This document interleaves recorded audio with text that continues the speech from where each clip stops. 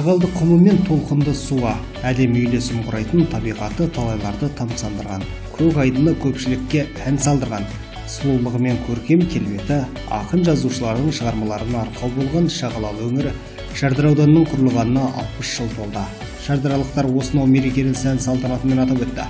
Айтулы мереке аясында Шардара жанынан бой көтеріп келе жатқан номері 4 шағын ауданында болашақ саябағының лентасы кесілді. Сіздерді бірінші кезекте ауданымыздың 60 жылдық мерейтойымен шын жүректен құттықтаймын. Мынау 60 жылдық мерейтой қарсаңында болашақ саябағымыз ашылып жатыр.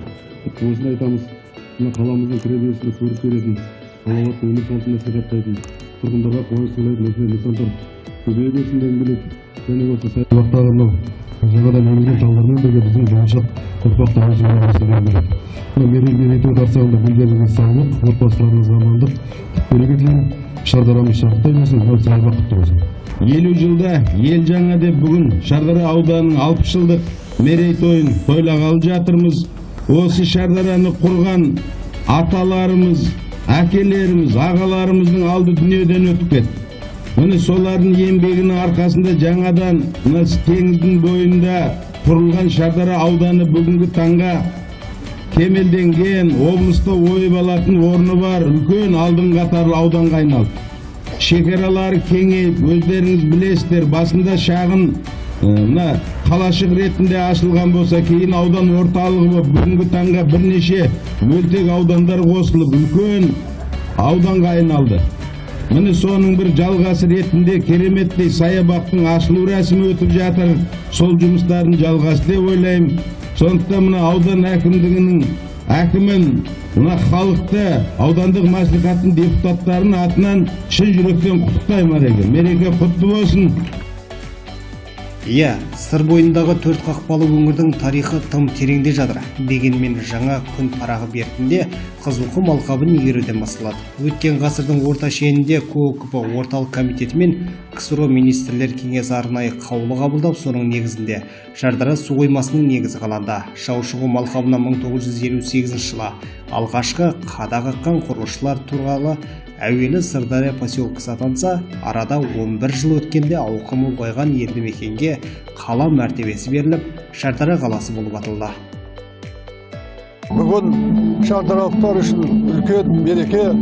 Шардара халқына құрылғанына 60 жыл толып отыр міне.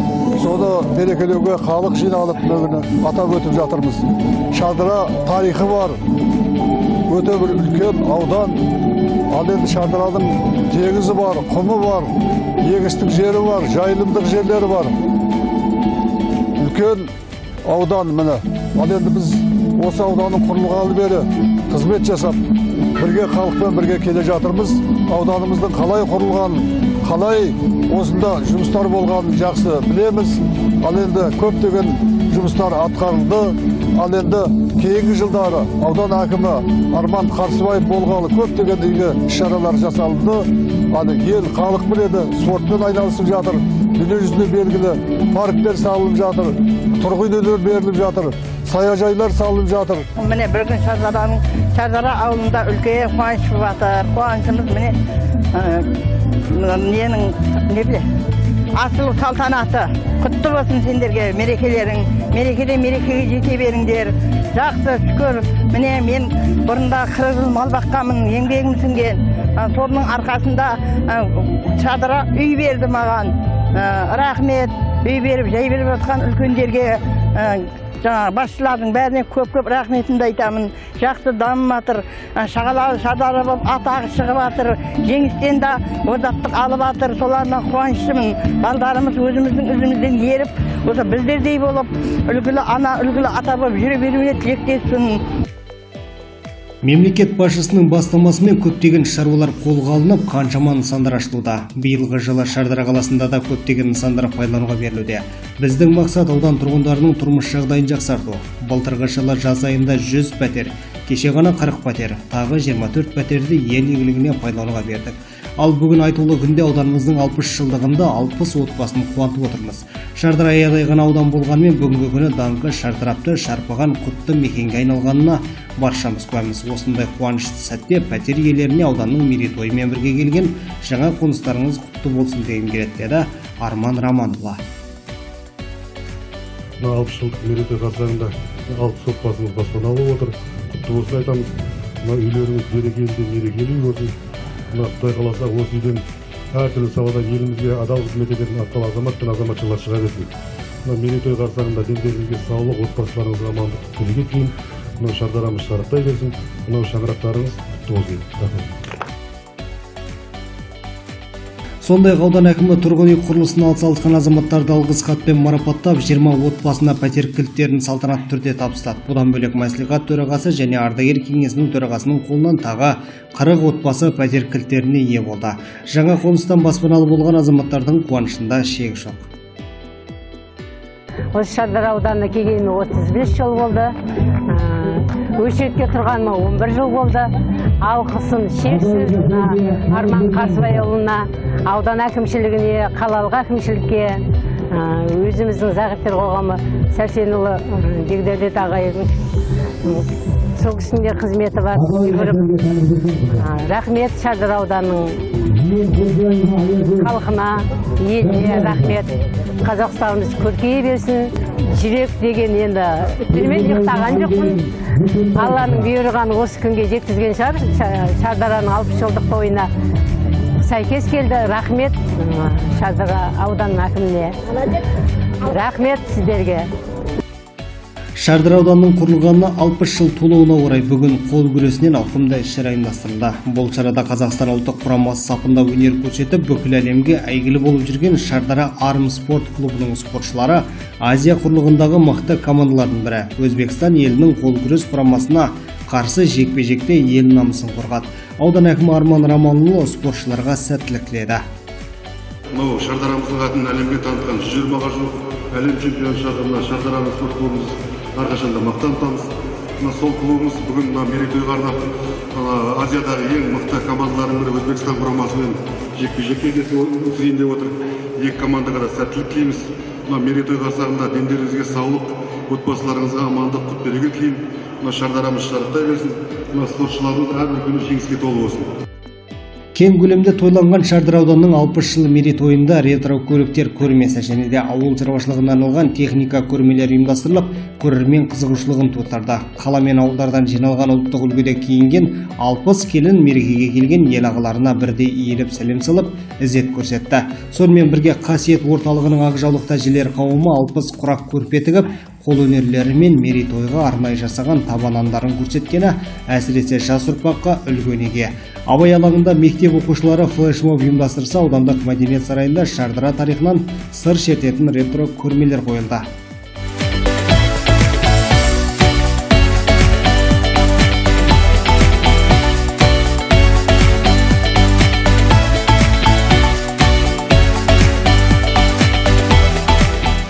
Шардара өңірі тарихы мен мәдениеті, өркениеті мен дамуы қатар ұштасқан киеліде шежірелі мекен. Шардара деген атаудың өзі ғалымдардың пайымдауынша парсы тілінен алғанда 4 қақпа деген ұғымды береді. Олай дейтініміз Шардара 4 жолдың торабында жатыр. Түстігінде Самарқан, теріскейінде Түркістан, шығысында Ташкент, батысында Бұхара шаһарлары 4 бұрыш болып орналасқан. Шардара керуен жолдарының орта тұсында жатыр. Сондықтан да археологиялық зерттеулер нәтижесінде Шардара маңынан табылған құнды жәдігерлер көрмесі де ұсынылды. Көрмеде негізінен көрмеде орналасқан жәдігерлер, көрме экспозициясында орын тепкен жәдігерлердің барлығы да 1958 жылдан бастап бүгінгі күнге дейінгі қазіргі Шардара ауданының кескін келбетін, оның мәдени рухани дамуын, әлеуметтік экономикалық дамуын жалпылама айтқанда ауданның тарихын, 60 жылдық тарихын осы музей көрмесінен көре аласыздар. Негізінен ауданға 60 жыл толып отыр Шардара ауданына. Оған негіз болатын ең басты құжат 30 желтоқсан 1964 жылы жарық көрген Қазақстан жоғары советі президиумының жарлығы. Осы жарлық бойынша орталығы Абай селосы болатын Шардара ауданы құрылған. Шардара ауданында көне дәуірден сыр шертетін тарихи орындар жеткілікті. Шаушұғым, Сүткен, Тақтөбе және Сейіттөбе қалашықтарының орны бүгінгі дейін адамзатқа әлденен айтқысы келгендей жел соқса өлдеп сала береді дейді. Мұның бәрі арғы тарих. Сондықтан да қазірде Шардара өлкетану тарихи музейінде 4000-ға жуық жәдігерлер сақталған. Енді қазір мынау көрмеде тұрған жаңа айтып өткен жәдігерлердің барлығы да Шардараның сол 1958 жылы Шардара құрылыс басқармасы құрылған. Оның басшысы болып, алғашқы басшысы болып Әшім Қасымов деген кісі болған. Ол Шардара құрылыс басқармасының негізгі мақсаты Шардара су электр станциясы мен Шардара су қоймасының құрылыстарын жүргізу. Ең алғашқы 6 адам Шардара қаласы жоқ кезде Шардараға 26 адам қоныс теуіп, алғашқы палаткаларда өмір сүріп, құрылыс жұмыстарын бастаған. Ол кезде Кеңес одағы тұсында өте маңызды рөл атқаратын Главрий совхозстрой деген мекеме болды. Бас басқарма Эрих Христофорович Гукасов деген кісі басқарған. Шардара құрылыс басқармасы Главрий совхозстройдың құрамында болды. Жаңа жоғарыда айтып өттім, оның негізгі мақсаты Шардарадағы құрылыс жұмыстарын жүргізу. Айтып өтек аталған мерекелік іс-шарада құсбегілікті кәсіп еткен азаматтар да қатысты. Бір ерекшелік ұлттық спортты қолдаған Шардара ауданында спорт мектептерінде саятшылық жұмыстары бойынша да үйірмелер жұмыс жасап келеді. Бүгінгі іс-шарада нәтижесін көрсетті. Нөмірі 2-ші балалар жасөспірімдер спорт мектебінде осы ұлттық спорт ойындарынан саят бөліміндегі құсбегілік тармағынан өзім жаттықтырушы болып жұмыс істеймін. Тренермін. Мына құстар осы атам қазақтан келе жатқан өзіміздің төл өнеріміз. Бұл құс қаршыға деген құс. Оны біздер баптап, ерекше әдістермен баптап, жасқа дайындаймыз. Және жастарда шүкір жүлделі орындарды айтып бұйырған аламыз. Бұл бабы құстардың қанат құйрықтарын сындырып алмай, тұяқтарын өткір қылып, тұмсықтарын өсіріп жібермей, және адамға бағынатын қылып, айтқанды тыңдайтын қылып үйретеміз. Сол арқылы бұл құстарды дайындап, жастарға қатысып, бұл жаман емес. Қазіргі таңда енді оқушымда спорт шебері, чемпиондар, Қазақстан чемпиондары, ата бабамыздың дәстүрін, спорт ойындарын, ұлттық ойындарды дәріптеп жүрміз. Сондай-ақ көрмеде 1967 жылы құрылысы басталып, 1969 жылы пайдалануға берілген Шардара су электр станциясының да алғашқы қолданған құрылғылары таныстырылды. Алғашында қуаттылығы 1000 мегаваттан басталған дәл осы жүйемен 50 жылдан астам жұмыс жасаған. Қазірде толықтай жабдықтарының жаңарып, заман талабына сай қуат көзінің де көп қажеттілігіне байланысты қазірде қуаттылық артқан. Шардара су электр станциясы 67 жылы құрылғаннан содан бастап қазіргі күнге дейінгі бұрынғы істеген жұмысшыларымыздың қолданған құрылғылары, қолдан қалған жабдықтар, есі ретро болғаннан кейін сол ретро заттарымызды алып келіп халыққа ұнап жатыр, көріп жатыр. Тарихы ғой, тарихтан тарихымыз тозбасын, ұзай берсін, тек жақсылықтан биіктен көріне берейік. Құда қаласа Шардарамыз гүлдей берсін, жайнай берсін, өркендей берсін. Мына қазақ халқымызға құда қаласа тек осы тыныштық болсын, осындай мерейтойлар көбейе берсін. Өзіміздің аудан әкіміміз Парсыбай Барман Романұлына көптен көп рахмет. Шардарамыз жайнап жатыр. Құда қаласа одан да үлкен мерейтой бола берсін. Шара аудандық мәдениет сарайында жалғасып, ең алдымен Шардара ауданының кешегісі мен бүгіні жайлы қысқаша тарихи бейнеролик көрсетілді. Мерейтойға жиналған қауымды Шардара 60 жыл, 60 белес мерейтойлық кітабының тұсаукесер рәсімінің куәгері болды. Туынды авторы Сәбит Лақанов кітапты мазмұнымен таныстырып, зиялы қауыммен бірге жаңа кітаптың салтанат түрде лентасы қиылды. Сонымен қатар Шардараның өсіп өркендеуіне, әлеуметтік экономикалық дамуына сүбелі үлестерін қосқан еңбек ардагерлері мен еңбек сіңіріп жүрген бірқатар тұлғаларға мерекелік Шардара ауданына 60 жыл төс белгісімен марапаттады. Барша шардаралықтарды бүгінгі 60 жылдық мерекесімен шын жүректен құттықтаймын. Осыдан 60 жыл бұрын Шардара ауданы кішкентай қала болған. Ол яғни енді мекен болып басталғаннан бастап энергетикалық және құрылыс сала мекені болып басталған болатын. Міне осындай үлкен тарихы бар Шардара бүгінде 60 жыл толып жатыр. Бұнда біздің ауыл шаруашылық саласы бар, егін шаруашылығы бар, мал шаруашылығы өте дамыған ел. Одан бөлек биылғы жылдың өзін көріп отырсыздар, ауданымызда үлкен беделі биік үлкен тұрғын үйлер бой көтеріп жатқан көріп отырсыздар. Одан бөлек біздің ауданымызда бүгінгі әлемді аузына қаратқан спорт, яғни армрестлинг үлкен жетістікке жетіп отқан 130 аса біздің чемпиондарымыз бар. Олардың өзі біздің кішкентай тарихы тереңге таңған шардарамызды әлемге танытып отыр. Міне осындай жетістіктердің арқасында бүгін біз керемет тойымызды тойлап отырмыз.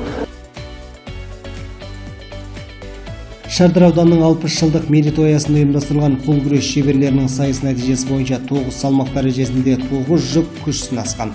Сартыста өткен бәсекеде Шардара Арым спорт клубы тағы да өздерінің мықтылықтарын дәлелдеп, Өзбекстан құрамасын 9-0 есебімен тізе бүктірді. Аудан әкімі Арман Қарсыбаев шардаралық спортшылардың жарқын жеңісін құттықтап, арнайы марапаттарын тапсырып, жиналған спорт сүйер қауымға алғыс білдірді. Тағы да сіздердің ауданымыздың 60 жылдық мерейтойымен шын жүректен құттықтаймын.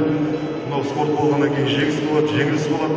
Мынау Өзбекстан құрамасына Құдай қаласа болашақта өздерінің елдерінің көптігін әлемдік ареналарда көтере берсін деп келіп, ең негізгі біздің халқымыздың достық ажырамасын ешқашан.